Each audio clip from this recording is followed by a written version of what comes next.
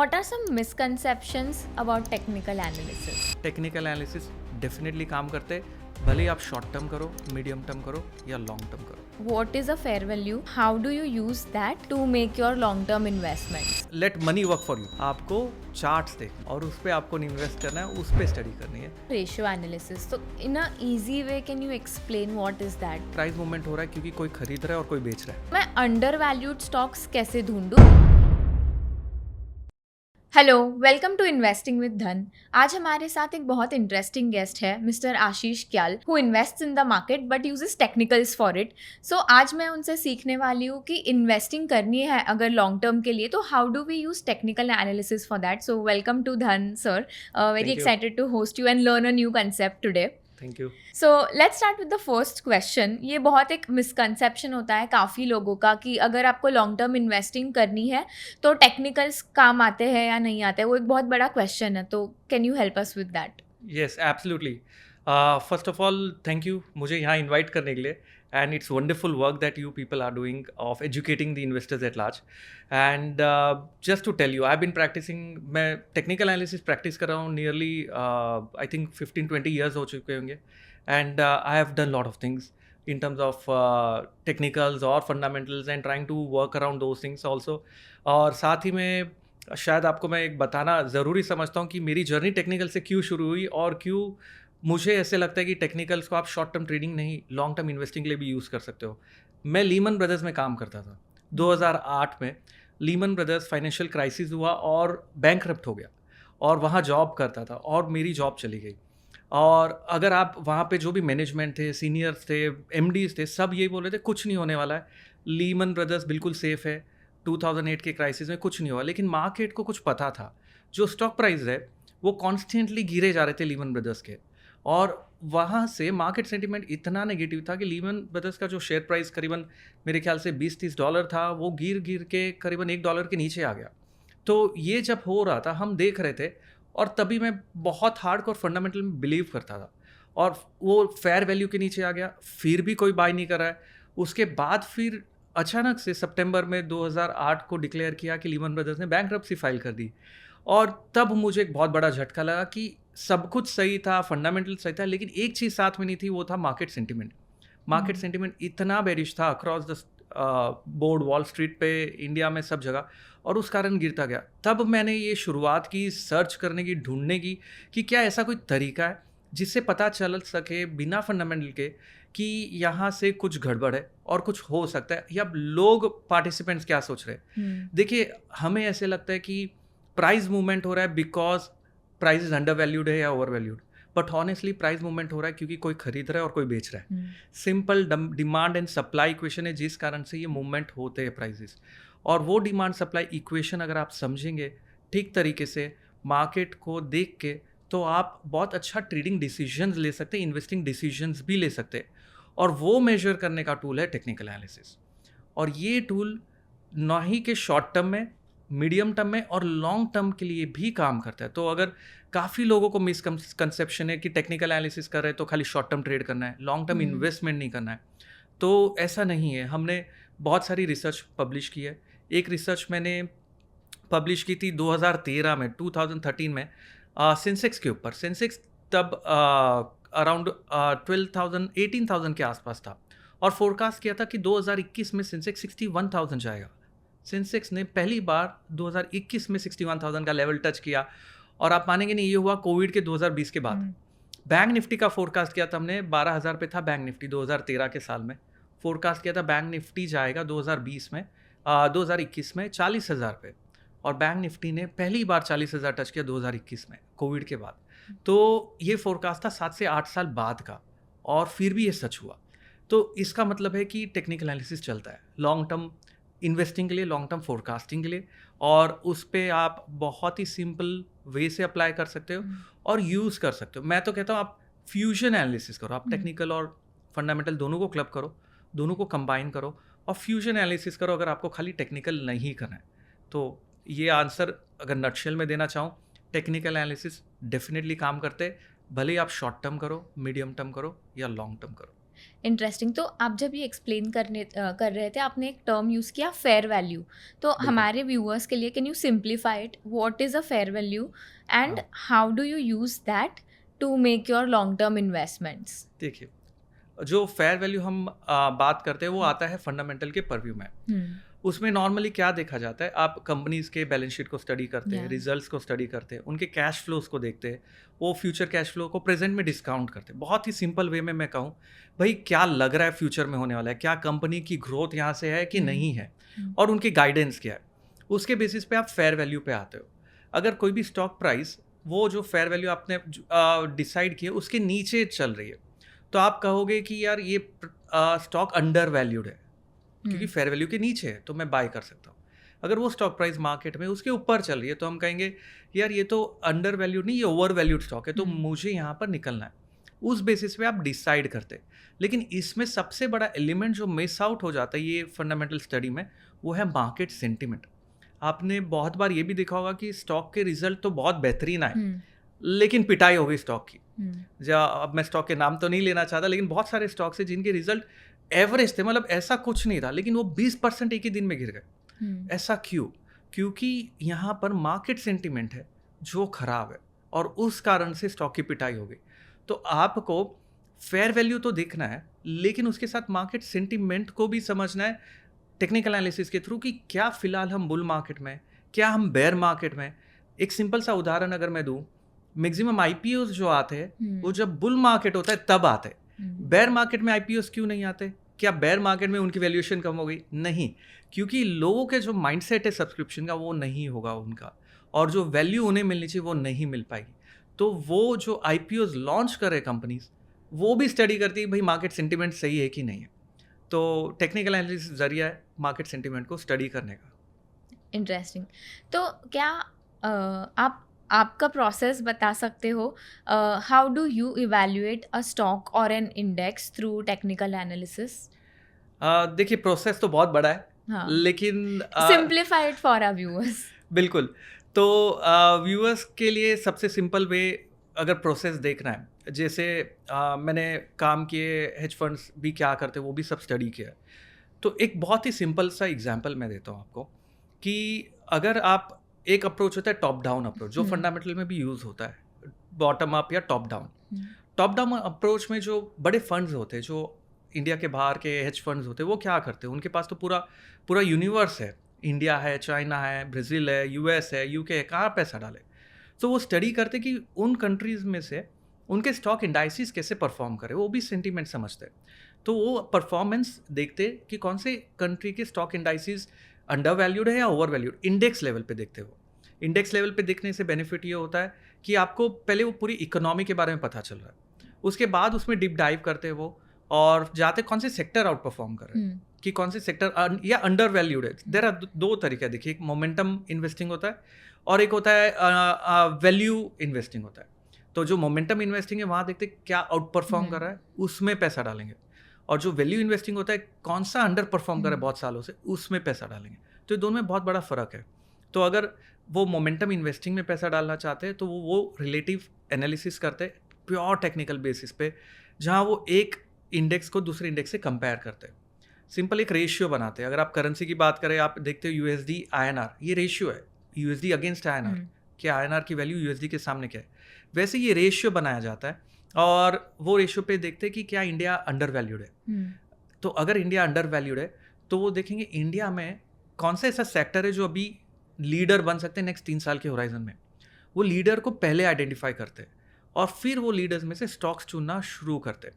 तो मेरा भी वही अप्रोच है, मैं ग्लोबली इन्वेस्ट नहीं कर रहा, मैं इंडिया स्टोरी में बिलीव करता हूँ। तो इन्वेस्टिंग के लिए मैं पहले तो देखता हूँ कि इंडेक्स कहाँ पर है, क्या ये अपने मीन रिवर्जन से बहुत दूर है। मीन रिवर्जन का मतलब हुआ सिंपल 200 डेज एवरेज आप ले लो, यूजुअली वही ट्रैक करते हैं, उससे कितना दूर है इंडेक्स। अगर बहुत दूर है मतलब रैली बहुत हो चुकी है, तो मुझे वेट करना होगा मीन रिवर्जन की, मतलब अगर वो 200 के डे के पास आ रहा है तो मतलब अभी हम उसमें इन्वेस्ट शायद कर सकते हैं। तो पहला अप्रोच वो है। दूसरा सिंपल अप्रोच है प्राइस टू अर्निंग रेशियो, शायद आपने सुना होगा, फंडामेंटल में यूज़ होता है। मैं तो कहता हूँ यार, फंडामेंटल हो या टेक्निकल हो, आपको क्या समझ में आ रहा है वो देखिए। प्राइस टू अर्निंग रेशियो का अगर मैं आपको खाली नंबर बोलूँ कि 22, तो आपको समझेगा नहीं करना क्या है। लेकिन अगर मैं आपको ये बोलूँ कि 22 नंबर मतलब ओवर वैल्यूड है, क्योंकि पास्ट 10 साल का डेटा 20 साल का डेटा दिखा रहा है, ये ओवर वैल्यूड है। तो वैसे आप प्राइस टू अर्निंग रेशियो को प्लॉट करिए, वहाँ पर देखिए कि निफ्टी, अगर आप निफ्टी की बात करेंगे तो इंडेक्स लेवल पे 26 तक गया था। कोविड टाइम को निकाल दीजिए, वो एक एक्सेप्शन केस था। तो 26 27 पे ओवर वैल्यूड हो जाता है, उसके बाद बहुत करेक्शंस डीप आते हैं। नीचे में 14 15 पे अगर आ गया तो अंडर वैल्यूड हो गया।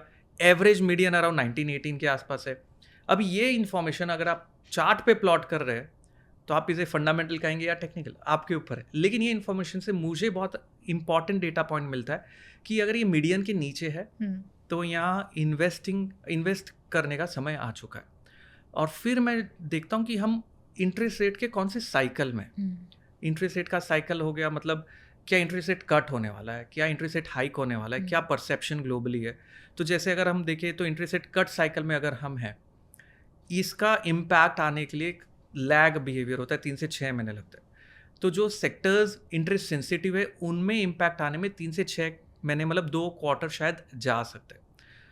ऐसे टाइम पे आउट परफॉर्मिंग सेक्टर जो होता है वो होता है जो डिफेंसिव हो, डिफेंस नहीं, डिफेंसिव सेक्टर हो गया फार्मा, FMCG, IT। तो ये सेक्टर्स को मैं चूज करूँगा, क्योंकि मुझे लग रहा है 3 से 6 महीने शायद मार्केट के लिए ट्रबल समय। तो ट्रबल वाटर्स में अगर हम हैं तो ये सेक्टर्स आउट परफॉर्म कर सकते हैं। अगर शॉर्ट लिस्ट किया से IT सेक्टर में मैं जाऊंगा और देखूंगा लीडर्स क्या कर रहे हैं। IT सेक्टर के लीडर्स गिन चुन के सभी को पता है, TCS है, इन्फोसिस है, विप्रो है, ये गिन चुन के नाम है।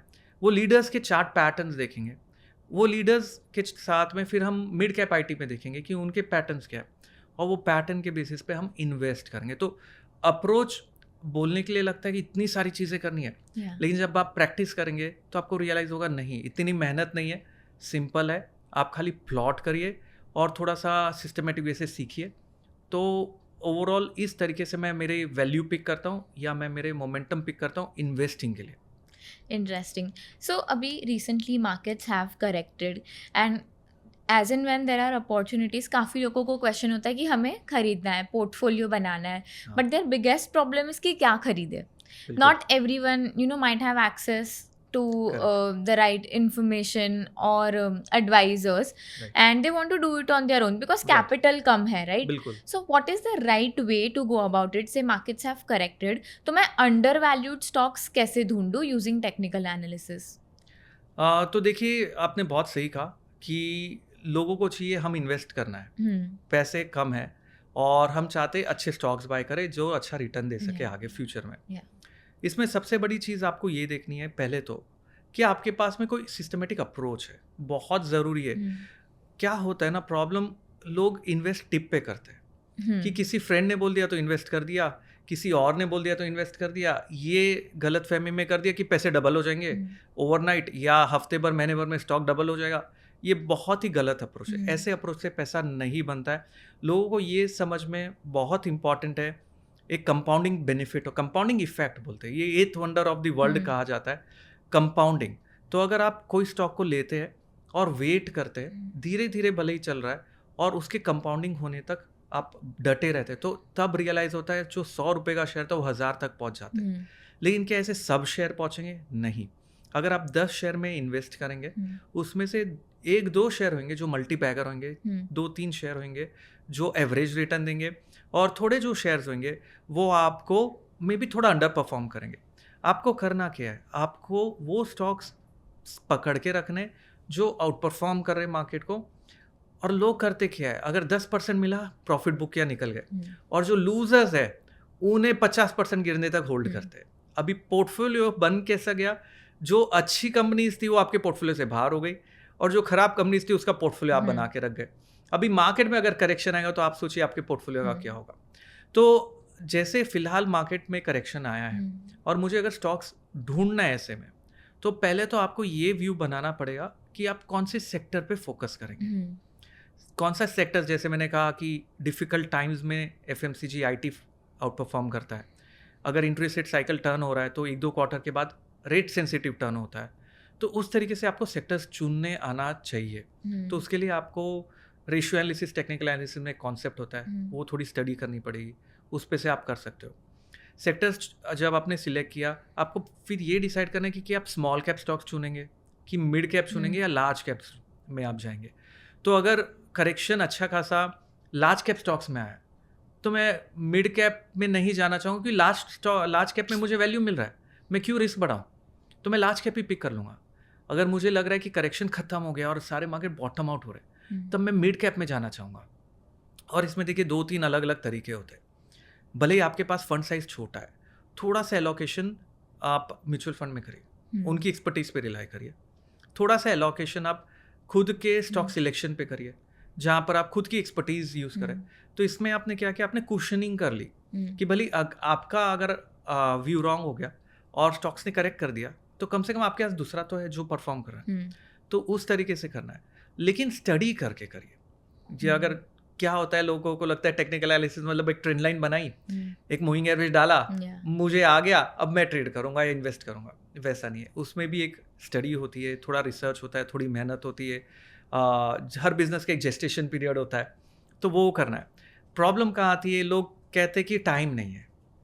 मैं ये पूछना चाहता हूँ, आप पूरे दिन मेहनत करते पैसे कमाने के लिए, और अब वही पैसे को काम पे लगाने के लिए आपके पास टाइम नहीं है, तो फिर तो पैसे से पैसे नहीं जुड़ेंगे। तो आज तक हम काम करते हैं पैसे बनाने के लिए। मैं कहता हूँ late money work for you, और उसके लिए आपको स्टडी करना होगा। ये आपके पैसे, आपको स्टडी करना है, आपको रिसर्च करना है, थोड़ी सी टाइम निकालनी है, थोड़ा सा रीड करना है, टेक्निक्स पढ़नी है। और मैं न्यूज़पेपर पढ़ने की बात नहीं कर रहा, क्योंकि आप जो न्यूज़पेपर में पढ़ रहे हो वो हो चुका है, और उसके बेसिस पे अगर आप इन्वेस्ट करेंगे तो आप शायद लास्ट पर्सन होंगे। आपको चार्ट्स देखना है और उस पर आपको इन्वेस्ट करना है, उस पर स्टडी करनी है। फिर आप इन मेथड्स को रिलाई कर सकते हैं, इन मेथड्स पे ट्रेड और इन्वेस्ट भी कर सकते हैं। आप दिन में कितने आवर्स के लिए चार्ट्स देखते हो?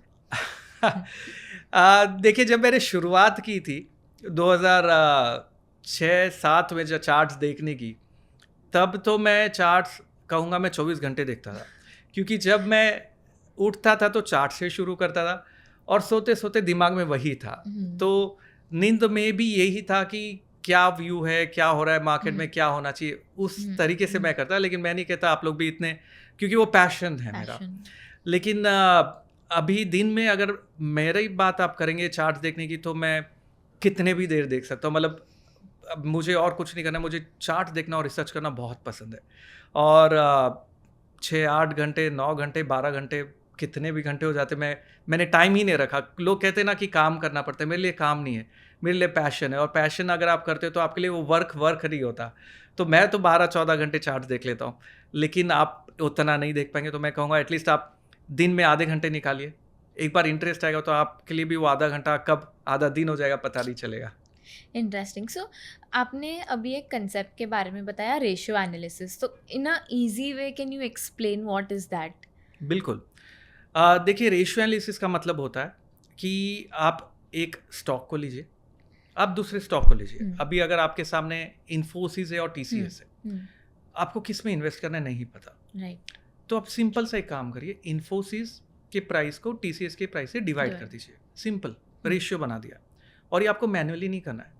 ब्यूटी ये है कि आजकल सब टेक्नोलॉजी प्लेटफॉर्म्स अवेलेबल है जहाँ ये सिंपली रेशियो आप प्लॉट कर सकते हो। तो आपने अगर टीसीएस और इन्फोसिस का रेशियो निकाला, समझो इन्फोसिस न्यूमरेटर में, टीसीएस डिनोमिनेटर में, अगर रेशियो ऊपर जा रहा है, इसका मतलब होता है इन्फोसिस आउट परफॉर्मिंग टीसीएस। क्योंकि रेशियो तभी ऊपर जाएगा जब ऊपर वाला न्यूमरेटर है जो बढ़ेगा, और रेशियो नीचे कब जाएगा जब न्यूमरेटर गिरेगा या नीचे का डिनोमिनेटर बढ़ेगा। मतलब दोनों व्यू हो सकते हैं। तो जब रेशियो ऊपर जा रहा है तो मतलब इन्फोसिस में मोमेंटम है टीसीएस के सामने, तो मैं इन्फोसिस में इन्वेस्ट करना प्रीफर करूँगा। सिमिलरली अगर मुझे सेक्टर देखना है तो मैं क्या करता हूँ, मैं IT sector divide by Nifty index कर देता हूँ, pharma sector divide by Nifty index कर दिया, banking sector divide by Nifty index कर दिया, और मैं देखता हूँ कौन सा लाइन ऊपर जा रहा है, मतलब वो सेक्टर निफ्टी को आउट परफॉर्म कर रहा है। तो अगर कोई मेजर बेंचमार्क को आउट परफॉर्म कर रहा है, मतलब उसमें मोमेंटम है, उसमें पैसा जा रहा है, बड़े लोग उसमें पैसा डाल रहे हैं, तो वहाँ पर आप जाके रेशियो एनालिसिस करके उधर इन्वेस्ट कर सकते हो, लेकिन उसकी साइंस है। तो आपको Yeah. थोड़ा उस पर पैटर्न्स देखना होगा, थोड़ा टाइम फ्रेम देखना होगा, Hmm. मेथड्स देखने होंगे, और फिर आप वो कर सकते हो। लेकिन सिंपल भाषा में एक को दूसरे से डिवाइड करना है, बहुत सिंपल तरीका है। और फॉरेक्स में वही होता है, आप यूएसडी को आईएनआर से डिवाइड करके देखते हैं, यूएसडी आईएनआर का रेशियो बन गया, तो बाय डिफॉल्ट रेशियो ही ट्रेड कर रहे हो आप, तो वैसे। सो यू सेड उससे मोमेंटम पता चलता है, राइट, हमें कि पर्टिकुलर स्क्रिप्ट में मोमेंटम है, but for what time frame? Now let's say कि you know that momentum could be short, say 3 months होगा, 6 मंथ्स होगा, उसके बेसिस पे how do I make a long term investing decision? So देखिए, बहुत ही आपका क्वेश्चन बहुत जायज़ है कि मैं कौन से टाइम फ्रेम पे देखूं। या पहले तो हमें क्या देखना है, पहले मैं सिंपल स्टेप्स बताता हूँ, स्टेप Yeah. वाइज जाते, राइट। तो लोग लिख भी सकते ये स्टेप्स को, अगर आप लोग लिखना चाहें।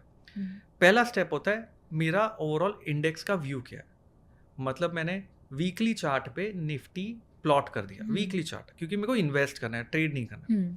वीकली चार्ट पे मुझे देखना है क्या index higher high higher low बना रहा है या लोअर हाई लोअर लो।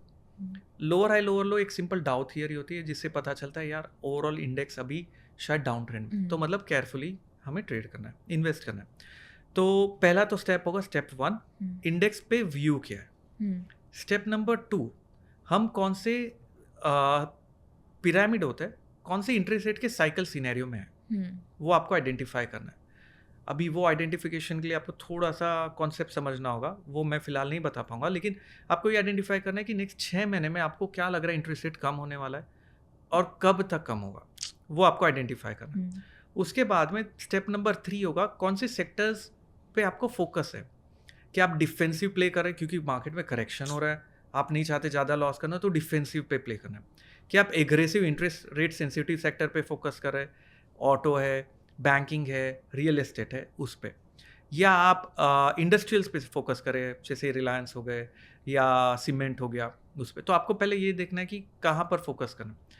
वो स्टेप 3 के लिए आपको सिंपल क्या करना है, आपको जाना है वीकली टाइम फ्रेम पे, आपको प्लॉट करना है आईटी इंडेक्स, उसके रेशियो नीचे प्लॉट करना है निफ्टी इंडेक्स, और आपको वीकली टाइम फ्रेम पे देखना है क्या यहाँ पर आईटी इंडेक्स आउट परफॉर्मेंस दिखा रहा है या इसकी लाइन पिछले 3 महीने से ऊपर जाना शुरू हो गई है। तो हम वीकली चार्ट प्लॉट करें इन लास्ट 3 साल का, लेकिन हम देख रहे 3 महीने 4 महीने से क्या आईटी की लाइन ऊपर जा रही है निफ्टी के कंपैरिजन में, तो मुझे पता चलेगा हाँ sustainable up move is there in IT index and then I can invest into IT. So ये 3 स्टेप प्रोसेस अगर आप फॉलो करोगे तो बहुत सारे क्वेश्चन का आंसर आपको ऑटोमेटिकली चार्ट पे मिल जाएगा। इंटरेस्टिंग। सो अगर लेट्स से हम small cap, mid cap, large cap के लिए टेक्निकल एनालिसिस करें तो इसमें क्या डिफरेंस होगा? I know largely the process would be similar, but what is that की डिफरेंस? तो देखिए, एक चीज़ आपको मान के चलनी है, जितना आप रिस्क लेंगे उतना आपको रिवॉर्ड मिलेगा, ठीक है। तो आप कहते हैं ना, मिठाई में जितनी शक्कर डालेंगे उतना मीठा होगा, वही चीज़ है यहाँ पर भी। तो अगर आप स्मॉल कैप में जाएंगे रिस्क बड़ा है, लेकिन अगर आपका बेट सही हुआ तो पैसे भी अच्छे बनते हैं, मतलब डबल होने के चांसेस स्मॉल कैप में ज़्यादा है लेकिन लार्ज कैप में कम है, लेकिन उसके सामने रिस्क भी उतना ही है। अगर आप रिसेंट फॉल की बात करेंगे जहाँ पे मिड कैप्स और स्मॉल कैप स्टॉक्स 40-50%, 60% गिर चुके हैं। मैं स्टॉक्स का नाम नहीं लूंगा, लेकिन 60% करेक्शन हो गया 2 महीने में, 3 महीने में। वही लार्ज कैप में इतना करेक्शन नहीं देखा गया, चुनिंदा स्टॉक्स में फिर भी दिखे, लेकिन मेजॉरिटी लार्ज कैप में मे बी 20% करेक्शन देखा गया, 10% देखा गया, उतना नहीं देखा गया। लेकिन जब बुल मार्केट आया था उसके पहले, तब वो स्टॉक्स 3 टाइम्स 5 टाइम्स भी हुए थे। तो वो भूल जाते लोग कि 3 स्टॉक 10 टाइम्स चल चुका है और उसके बाद करेक्शन तो जायज़ है। तो आपको ये डिसाइड करना है, इसका आंसर आपको डिसाइड करना होगा आपके रिस्क एपिटाइट पे। क्या आपकी रिस्क एपिटाइट है वो स्टॉक को 30% गिरते हुए देखने की, और अगर वो गिर रहा है 30% तो आपकी स्ट्रैटेजी क्या है, कि आप वो स्टॉक से एग्जिट कर सकते हो, लॉस बुक कर सकते हो और निकल सकते हो। मेरी सिंपल स्ट्रैटेजी है, मेरा टारगेट अगर 70-80% कमाने का है और अगर मेरा स्टॉक 30% नीचे है तो मैं निकल जाऊंगा। लोग कहेंगे कि आपने अंडर वैल्यूड स्टॉक से निकल गए, लेकिन चलेगा, क्योंकि स्टॉक अगर गिर रहा है तो मतलब मार्केट में गड़बड़ है, कुछ तो है जो मुझे नहीं पता और मार्केट को पता है। और ये मैंने सीखा है मेरे लीमन डेज से, जहाँ स्टॉक गिरता गया अगर मैं उसे बाय करता जाता एवरेज करता जाता तो अनलिमिटेड पैसा चाहिए, और वो एक दिन आगे $1 के नीचे। तो वही चीज़ आप बहुत सारे स्टॉक्स है जो ऐसे गिरते गिरते आप कहाँ तक ले लेंगे वो स्टॉक को। तो इसलिए मैंने डिसाइड किया कि अगर कोई भी स्टॉक मेरे पोर्टफोलियो में 30% से ज़्यादा है, गिर चुका है, मैं उसके बाहर हूँ, क्योंकि कुछ तो है जो मुझे नहीं पता, मैंने शायद रॉन्ग इन्वेस्ट किया। और कोई भी स्टॉक जो मेरे पोर्टफोलियो में 80% से ज़्यादा है, मैं उसे बना के रख रहा हूँ, मैं उसके बाहर नहीं जा रहा, मैं उसमें 50% प्रॉफिट बुक करके मेरा कैपिटल निकाल लिया, बाकी के लिए मैं राइड कर रहा हूँ, क्योंकि वो स्टॉक में मैंने कुछ सही किया इसलिए वो स्टॉक मुझे रिटर्न दे रहा है। और वहाँ आएगा कंपाउंडिंग का बेनिफिट, क्योंकि वो 80% नहीं, वो मे बी 100%, 200%, हमें नहीं पता कितना बना देगा।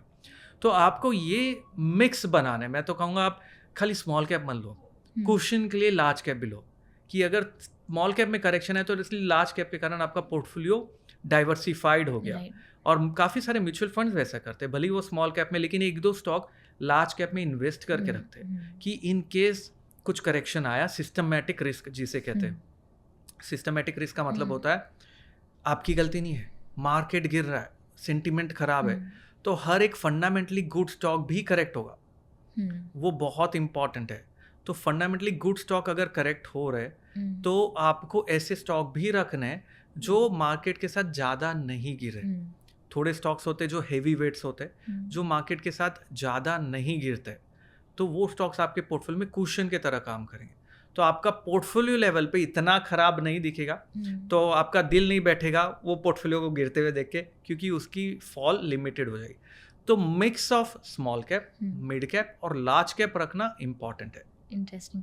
सो इसके पहले के क्वेश्चन में आपने बताया कि इंटरेस्ट रेट्स ट्रैक करो, but I am sure a lot of people have this question कि ऑब्वियसली जब अनाउंसमेंट्स हो रहा है तभी तो मुझे पता चलने ही वाला है, but how do I be better prepared for those events? What all should I read and where all should I do my research at? हाँ, अब बिल्कुल सही कहा। देखिए, अनाउंसमेंट हो रहा है तो होने के बाद तो सारी दुनिया को पता है। आपकी यूएसपी है कि आपने उसे प्रीएम्प्ट किया है और जज किया है, वहाँ पर आप सबसे डिफ्रेंशिएट करेंगे। ऑनेस्टली अगर आप कोई भी ब्रोकर के वेबसाइट पे भी लॉग इन करके तो लिख के आते हैं 92% of the traders lose money, वैसे ही इन्वेस्टर्स भी लूज मनी, वो भी होना चाहिए। ट्रेडर्स और इन्वेस्टर थोड़े ही पैसे बनाते। उसमें कारण ये है कि आपको होने के पहले प्रीएम्प्ट करना है। वो करने के लिए आपको देखना होगा, मैं नहीं चाहता कॉम्प्लेक्स वर्ड यूज़ करना, लेकिन उसे एक बॉन्ड चार्ट कहते हैं। बॉन्ड मार्केट होता है, यूजुअली रिटेलर्स नहीं जानते उसे। उससे जजमेंट आता है कि क्या मार्केट एंटिसिपेट कर रहा है रेट कट। तो अगर बॉन्ड आप देख सकते, चार्ट्स अवेलेबल है, लेकिन रिटेलर्स को पता नहीं है। तो अगर आप 10 ईयर बॉन्ड यील्ड सर्च करें और कोई भी प्लॉटिंग सॉफ्टवेयर पे जाके डाले, उससे पता चलेगा, आपको एक जजमेंट आएगा कि क्या इंटरेस्ट रेट कट होने वाला है, क्या इंटरेस्ट रेट साइकिल टर्न हो रहा है। तो वहाँ से आप गेज कर पाएंगे होने के पहले कि इंटरेस्ट रेट साइकिल टर्न हो रहा है। दूसरी चीज़, चलिए आप नहीं कर सकते गेज, आप देखिए आरबीआई का एक्शन क्या होता है। अगर आरबीआई पॉलिसी कट करता है तो आपको पता चल गया ये पहली पॉलिसी कट हुई है, मतलब करीबन 1.5 साल के अंदर पॉलिसी कट यूजुअली चलती है। नॉट नेसेसरली 3 महीने में होगी, 6 महीने में होगी, डिपेंड करते हैं इन्फ्लेशन और काफ़ी सारी मैक्रो फैक्टर्स पे। लेकिन ये तो जजमेंट आ गया कि इंटरेस्ट रेट कट शुरू हो चुका है और मार्केट वो देखना चाहता है। तो जब इंटरेस्ट रेट कट शुरू हो चुका है तो आपको ये पता होना चाहिए कि नेक्स्ट 3 क्वार्टर तक, मतलब करीबन 8-9 महीने तक थोड़ा सा मार्केट साइडवेज होगा, कंसोलिडेट होगा और फिर रिवर्सल आते हैं। तो यूजुअली फर्स्ट साइकिल कट शुरू होता है, उसके 8 महीने से 1.5 साल तक का मार्केट कंसोलिडेशन मोड होता है। उसमें आपको स्टॉक्स को धीरे धीरे एक्यूमुलेट करना है, और जब इन्फ्लेशन बढ़ने लग जाता है तो फिर वो साइकिल रिवर्स होने शुरू होते हैं। तो इसका कोई एक साइंस या फॉर्मूला मैं नहीं दे पाऊंगा कि आप इमीडिएटली गेज कर सके, बट एक टूल होती है टेक्निकल एनालिसिस पे, एक मेथड होता है जिसे कहते हैं एलियट वेव, एक एडवांस टेक्निकल एनालिसिस कॉन्सेप्ट है। वो कॉन्सेप्ट्स को अगर आप अप्लाई करेंगे बॉन्ड मार्केट पे, निफ्टी पे, आईटी स्टॉक्स पे, आईटी सेक्टर पे या बैंकिंग सेक्टर पे, तो आप फोरकास्ट कर सकते फ्यूचर। हम्म, तो टेक्निकल एनालिसिस में दो मेथड होते हैं, दो मेथड नहीं, दो पार्ट में बाइफरकेट होते हैं।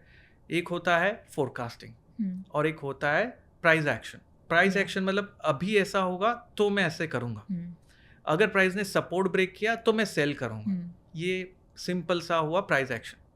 एक होता है फोरकास्टिंग, मैं फ्यूचर में क्या होगा वो फोरकास्ट करने की कोशिश कर रहा हूँ। हम्म, वो फोरकास्टिंग मेथड्स होते हैं, टाइम साइकिल्स, एलियट वे, वो थोड़े से एडवांस पार्ट में आ जाते हैं। तो ये दो मेथड्स को मिक्स करके मैं यूज़ करता हूँ इन दो मेथड्स को, जिसके बेसिस पे मैं डिसाइड करता हूँ कि आगे आने वाले 3 महीने में, 3 साल में, 6 साल में क्या होने वाला है। जैसे मैंने स्टार्टिंग में आपको उदाहरण दिया था, मैंने 2013 की एक रिसर्च बनाई थी जिससे फोरकास्ट किया था 8 साल में क्या होगा। वैसे ही मेरी रिसर्च फोरकास्ट रेडी रहती है कि 3 साल में क्या होगा, और ये मेथड्स को यूज़ करके। तो वो इसलिए मुझे मार्केट शॉक नहीं लगता है कि ये अचानक क्या हो गया। मैं ऑलरेडी प्रिपेयर्ड था उसके लिए, मैं ऑलरेडी रेडी था उसके लिए। तो वो मेथड्स अगर कोई सीखना चाहे तो सीख सकते हैं, लेकिन समय निकालना होगा। What are some misconceptions about technical analysis? देखिए, टेक्निकल एनालिसिस में बहुत सारे मिसकंसेप्शन हैं। नहीं। पहला मिसकंसेप्शन है, लोगों को लगता है ये चलता नहीं है। तो चलता है, मैं आपके सामने बैठा हूँ, इतने सालों से इस मेथड को यूज़ करो, मैं सिखाता हूँ, मैं ट्रेडर खुद हूँ, तो ये चलता है और बहुत अच्छे से चलता है। लेकिन ये 100% नहीं चलता है। प्रोबेबिलिटी है 70% चलेगा, काम हो जाएगा, 30% नहीं चलेगा तो स्टॉप लॉस डाल देंगे। ये पहला सबसे बड़ा मिसकंसेप्शन है। दूसरा मिसकंसेप्शन है, मैं एक दिन में टेक्निकल एनालिस्ट बन सकता हूँ, कि मैंने गया एक ट्रेंड लाइन सीख ली, एक बुक पढ़ ली, गूगल कर लिया, गूगल पे किसी ने तो लिखा है, कहीं तो लिखा है, वो पढ़ के मैंने टेक्निकल एनालिसिस अप्लाई कर दिया। आपने क्या उसकी क्रीडेंशियल्स चेक की? क्या आपने देखा उसका बैकग्राउंड क्या है? क्या गूगल पे लिखने वाले लोग क्वालिफाइड है? क्या आपने जहाँ रीड किया वो क्वालिफाइड पर्सन के थ्रू है? क्या आपने किसी की लिखी हुई ऑथर्ड बुक पढ़ी?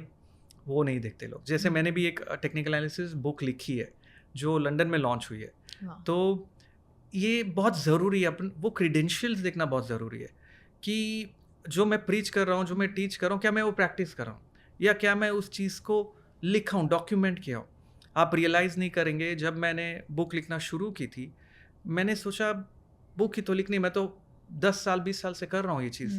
लेकिन जब लिखना शुरू किया तब रियलाइज़ वो कितना सोचना पड़ रहा है, क्योंकि जो रीडर्स है वो रॉन्ग कॉन्सेप्ट्स को पिकअप ना करे वहाँ से, और 2 साल लगे वो बुक को लिखने में।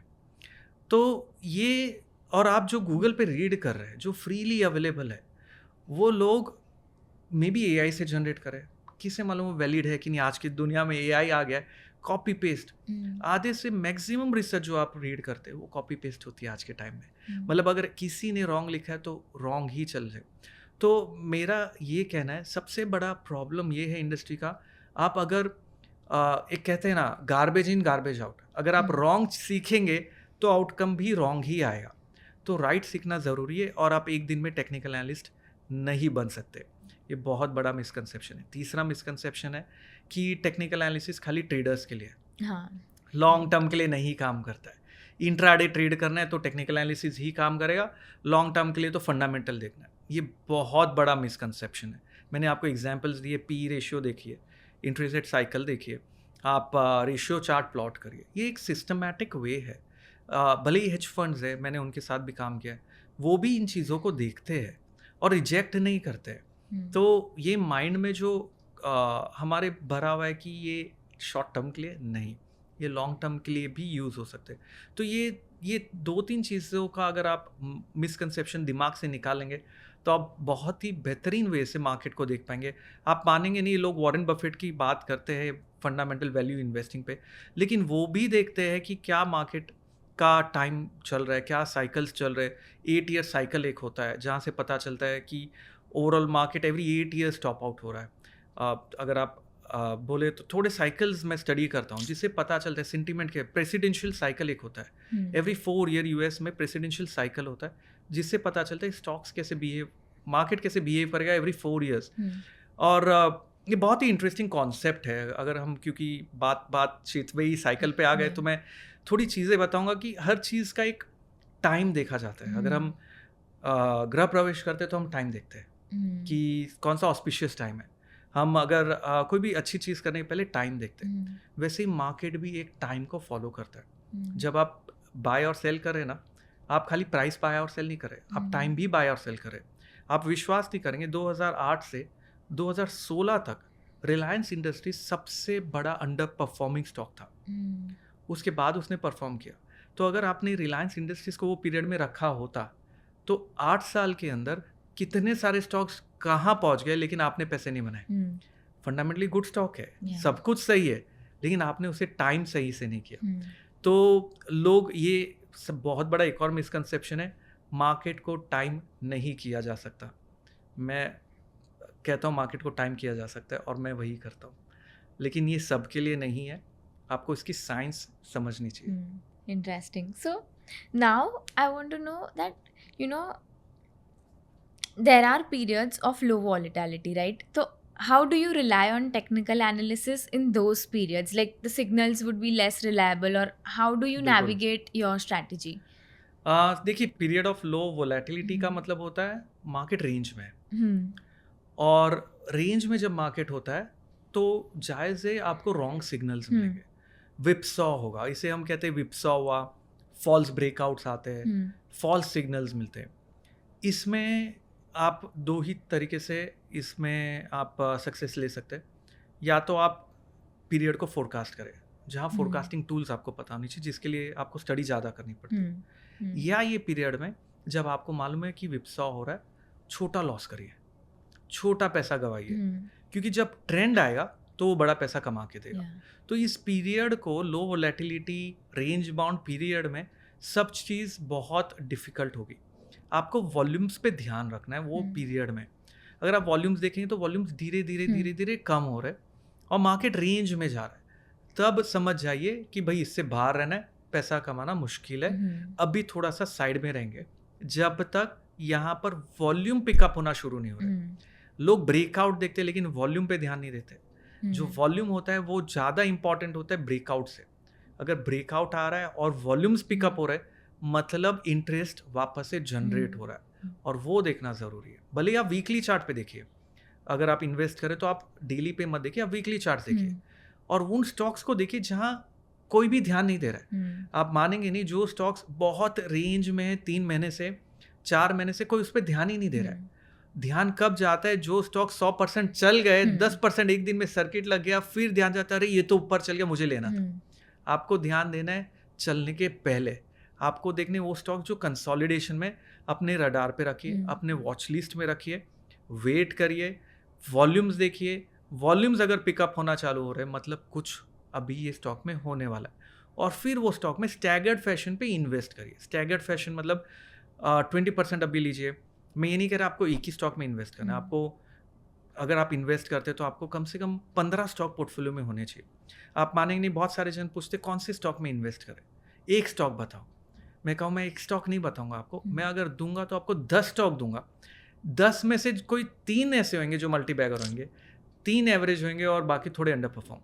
एक स्टॉक पे बैट करने से पैसा बनेगा वो मुझे भी नहीं मालूम, क्योंकि जो स्टॉक पे बहुत ज़्यादा कन्विक्शन होता है वो ही नहीं चलता है, दूसरे पे लेस कन्विक्शन वाला चल जाता है। तो आपको ऐसे स्टॉक्स की लिस्ट रेडी रखनी है जहाँ पर ये ब्रेकआउट्स आ रहे हैं, कंसोलिडेशन हो रहा है, वेट करना है, वॉल्यूम्स देखना है वीकली टाइम फ्रेम पे, और फिर ऐसे स्टॉक्स को पिक करके स्टैगर्ड फैशन में थोड़े थोड़े 20% कर करके बाय करना है। और एक पोर्टफोलियो में 15 स्टॉक तो होने ही चाहिए। Interesting. So, I have one more question कि gold पे, like across different asset classes and especially gold, like how do you do technical analysis on that? बिल्कुल, देखिए गोल्ड एक ऐसा एसेट है Yeah. जिस पे मैं कहूँगा टेक्निकल एनालिसिस बहुत बेटर काम करता है। Right. लोगों को लगता है कि गोल्ड पे क्या टेक्निकल, लेकिन गोल्ड पे ना कोई रिजल्ट्स आते हैं, ना गोल्ड की इंडस्ट्रियल यूसेज है। तो आप गोल्ड को जज कैसे करेंगे, आप गेज कैसे करेंगे? The only way in which you can gauge the price और trend of gold is through technical analysis, there is no other way. लोग फंडामेंटल क्या निकालेंगे गोल्ड के ऊपर, क्योंकि सिल्वर पे तो फिर भी इंडस्ट्रियल यूसेज आप कह सकते हैं, लेकिन गोल्ड का तो वो भी नहीं है। तो गोल्ड प्योर डिमांड सप्लाई पे चलता है। और गोल्ड के ऊपर अगर आप देख रहे हैं तो सिंपल सा रेशियो एनालिसिस करिए। गोल्ड को निफ्टी लीजिए इंडेक्स और डिवाइड करिए गोल्ड से। और आप देखिए कौन सा रेशियो ऊपर जा रहा है। अगर रेशियो ऊपर जा रहा है मतलब निफ्टी आउट परफॉर्म कर रहा है वीकली चार्ट पे 3 महीने से, अगर निफ्टी ऊपर जा रहा है मतलब निफ्टी में इन्वेस्ट करना बेटर है गोल्ड के कंपैरिजन में। अगर रेशियो नीचे जा रहा है इसका मतलब गोल्ड आउट परफॉर्म करना शुरू कर रहा है, तो गोल्ड में इन्वेस्ट करिए। और गोल्ड में सिंपल पैटर्न्स आप लगाएंगे, सिंपल टेक्निक्स आप लगाएंगे वीकली चार्ट पे, आप सही टाइम पे गोल्ड में एंटर कर सकते हैं। मतलब टेक्निकल एनालिसिस गोल्ड और इन एसेट्स पे ज़्यादा बेटर काम करते क्योंकि न्यूज़ उन्हें इम्पैक्ट नहीं करती, कोई पॉलिसी उन्हें इम्पैक्ट नहीं करती। तो वोलैटिलिटी होती है, लेकिन पॉलिसी आने के पहले, फेड पॉलिसी आने के वोलैटिलिटी बढ़ती है, लेकिन ट्रेंड डिसाइड नहीं करते हो। ट्रेंड डिसाइड करता है गोल्ड, खुद की वैल्यू खुद डिसाइड करता है और कोई नहीं करता है। Interesting. So, lastly, like, do you think retailers have an inherent disadvantage given the volumes of institutional order flows, or that's the wrong way to think about it? देखिए, this would have been valid when there was no technology in the hands of retailers and only institutions. Yeah.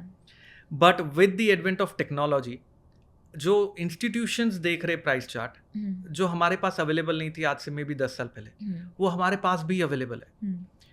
खाली execution speed अलग है। Institutions के पास में algos है, HFIs है, high frequency trading methods है, जो HFTs है, जिसके बेसिस पे उनकी एग्जीक्यूशन बहुत फास्ट होती है। उनकी एग्जीक्यूशन स्पीड इसलिए इंपॉर्टेंट है क्योंकि उनकी क्वांटिटीज बहुत लार्ज होती है, तो उन्हें पूरे के पूरे क्वांटिटी को पैकेट्स में डिवाइड करना होता है और धीरे धीरे मार्केट में वो एब्जॉर्ब करना होता है। लेकिन रिटेलर्स के पास भी आज वो टेक्नोलॉजी, वो चार्ट्स, वो मेथड्स अवेलेबल है, वो भी फ्रीली, जो वो देख के इन्वेस्ट और ट्रेड कर सकते हैं। तो आई वुड से जो डिसएडवांटेज पहले था, जहाँ पर न्यूज़ सिलेक्टिव फ्यू को पता चलती थी, अभी सोशल मीडिया के कारण वो उन्हें नहीं, सभी को एक साथ पता चलती है। तो न्यूज़ डेसिमेशन बहुत हो गया, ईजी हो गया, टेक्नोलॉजी आपके हाथ में आ गई। डिसएडवांटेज एक फॉर्म में जो हुआ है पिछले 5, 6, 10 साल में, इंफॉर्मेशन ओवरलोड, ये बहुत बड़ा डिसएडवांटेज है कि इतनी इन्फॉर्मेशन मिल रही है रिटेलर्स को कि उन्हें पता नहीं कौन सी इन्फॉर्मेशन पे रिलाई करे, कौन सी इन्फॉर्मेशन को डिस्कार्ड करे, और उस कारण से उनकी डिसीजन मेकिंग एबिलिटी है वो कॉम्प्रोमाइज़ हो गई है। तो जो इंस्टीट्यूशंस है उन्हें पता है उनको कौन सी इन्फॉर्मेशन, कौन सी रिसर्च पे रिलाई करनी, किससे लेनी है। रिटेलर्स को नहीं पता है कि वो कौन सी रिसर्च पे रिलाई करे और कहाँ से ले। सिंपल सा उदाहरण है, अगर आप कोई न्यूज़ चैनल भी देखते हैं, दिन में आपको कम से कम 50 स्टॉक बताए जाते, अभी वो 50 स्टॉक ट्रेड और इन्वेस्ट नहीं कर सकते। आपको ये पता होना चाहिए वो स्टॉक जो बता रहे उसमें से आपको किससे फॉलो करना है। आपको कोई एक पर्टिकुलर रिसर्च एनालिस्ट को फॉलो करिए या आप उस पर ट्रस्ट करिए और उसे टाइम दीजिए।